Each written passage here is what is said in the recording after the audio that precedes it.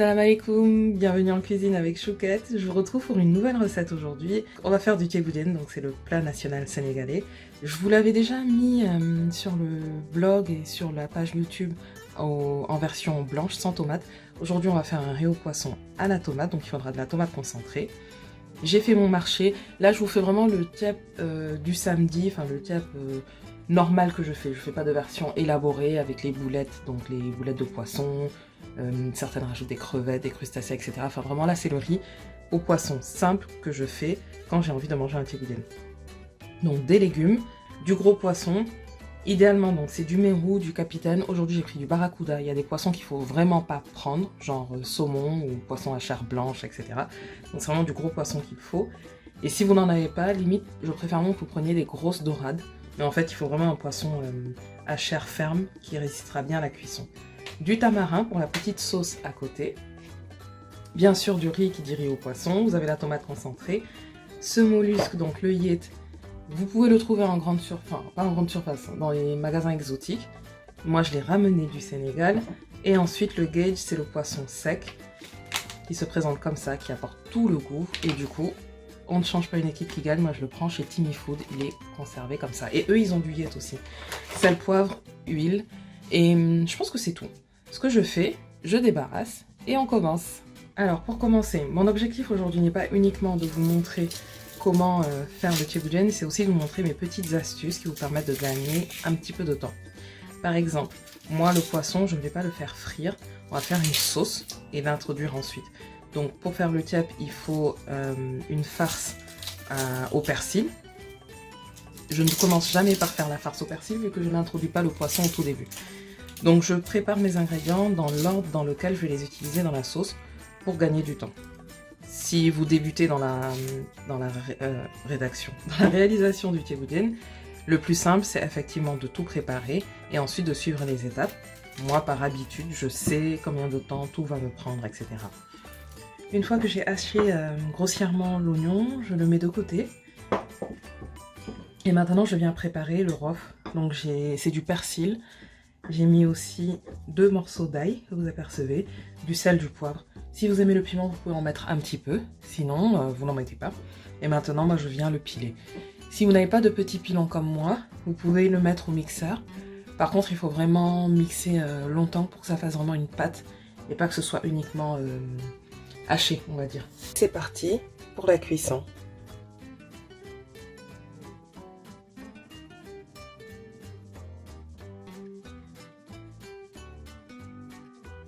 Donc vous entendez la sauce qui est en train de cuire. En fait, on va bien laisser la tomate rougir, cuire avant de rajouter de l'eau. Pendant ce temps, j'ai préparé ma farce, mon rof. Donc je viens faire une incision sur un côté et je mets le poisson. Pourquoi je ne mets pas sur les deux? Parce que tout le monde n'aime pas forcément la farce. Là, j'ai pas mis de piment, mais tout le monde n'aime pas forcément le rof. Donc c'est pour permettre à ceux qui ne l'aiment pas de prendre le côté qu'ils souhaitent en fait, tout simplement. Et on réserve.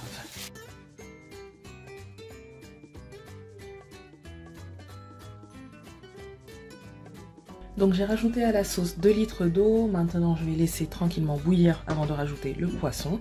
Et pendant ce temps, je peux maintenant m'occuper de nettoyer mes légumes. Et voilà.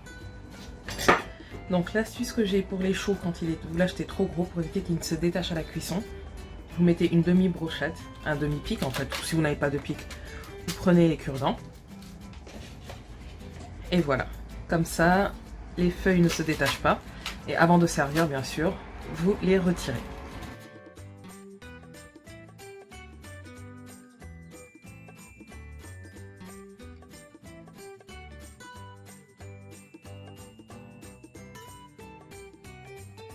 Voilà, maintenant que j'ai mis tous les légumes et le poisson, je viens saler généreusement. On va pouvoir baisser le feu, recouvrir, laisser cuire tranquillement pendant qu'on va s'occuper du reste de la préparation. Et maintenant, je prends du papier alu parce que du coup ça va cuire dans la sauce et pour pouvoir les retrouver facilement, moi c'est mon astuce, certains en ont d'autres, voilà, moi je partage mes petits tips. Donc je mets dans le papier alu. Si vous ne voulez pas que le papier aluminium soit en contact avec vos aliments, vous pouvez aussi prendre une petite casserole à côté, prendre un peu de jus de cuisson et faire bouillir le tamarin L'essentiel, c'est qu'il cuise dans le jus de la sauce de poisson. Vous refermez. C'est ma première papillote. Et ensuite, on s'occupe de la deuxième. Pour la deuxième papillote, c'est presque la même chose. Donc papier alu, le truc sera nettoyé et ensuite on le met dedans. Sauf que du coup, c'est pas le tamarin, c'est le gage. Donc c'est le poisson sec que, comme je vous disais, moi je prends chez Timmy Food. Tiens, d'ailleurs, c'était ouvert. Et la même chose que pour le tamarin, on veut vraiment le garder dans la sauce. Donc c'est pour ça que je vais le laver et ensuite le mettre dans le papier alu pour qu'il puisse cuire dans la sauce, infuser la sauce avec tous les arômes et qu'on puisse le retrouver entier à la fin puisqu'il y en a qui aiment bien le manger. Voilà, et une fois qu'il est propre et réhydraté, il passe de ça à ça. Pareil, je le ferme et j'ai ma deuxième papillote. Je mets la papillote de tamarin et le gage dans la sauce. Je recouvre et on laisse cuire. Arrive au moment que je préfère. Donc là, c'est vraiment le tremplin de la cuisson, si vous voulez. On va faire le no-cost. C'est vraiment l'assaisonnement de la sauce. Là, la sauce, on va la laisser cuire 20 à 25 minutes comme ça avant de rajouter l'assaisonnement final. Et du coup, de ce no-cost dépend le goût de votre riz. Donc, j'ai mis l'ail, un oignon haché. Je mets 2 piments végétariens. Donc, c'est celui qui ne pique pas. Parce que je suis peureuse, enfin il a le goût mais il ne pique pas. Si vous êtes téméraire, vous pouvez mettre du piment, des petits piments secs. Je rajoute du poivre, pour relever quand même, et un peu de sel. Et ensuite on va mixer et mettre de côté cette préparation pour pouvoir la rajouter à la sauce une demi-heure après avoir ajouté le tamarin, le gage, etc. Et voilà, j'ajoute le no-cost et on laisse cuire encore 10 minutes pour qu'il diffuse bien. Les légumes et le poisson sont cuits, donc je les retire de la sauce, pardon. Je retire aussi les 2 papillotes. On va les ouvrir. Normalement, ça c'est celle du gage et là c'est le tamarin. Et ensuite, on laisse par contre dans la sauce le yet qui va continuer à cuire avec le riz. Et on va rajouter le riz dans cette sauce. Qu'on a mis le riz, pour savoir s'il y a assez de sauce par rapport au riz, regardez, il doit juste, là quand tout est posé, on doit juste l'entreapercevoir, comme vous voyez là. Et maintenant, on va fermer hermétiquement et laisser cuire à petit feu pour que la vapeur puisse finir de cuire le riz pendant 20 minutes. Sauce au tamarin, ce n'est pas obligatoire, mais beaucoup de personnes le font et je trouve que c'est très bon. Je l'ai retiré donc de la papillote, j'ai rajouté une louche de sauce.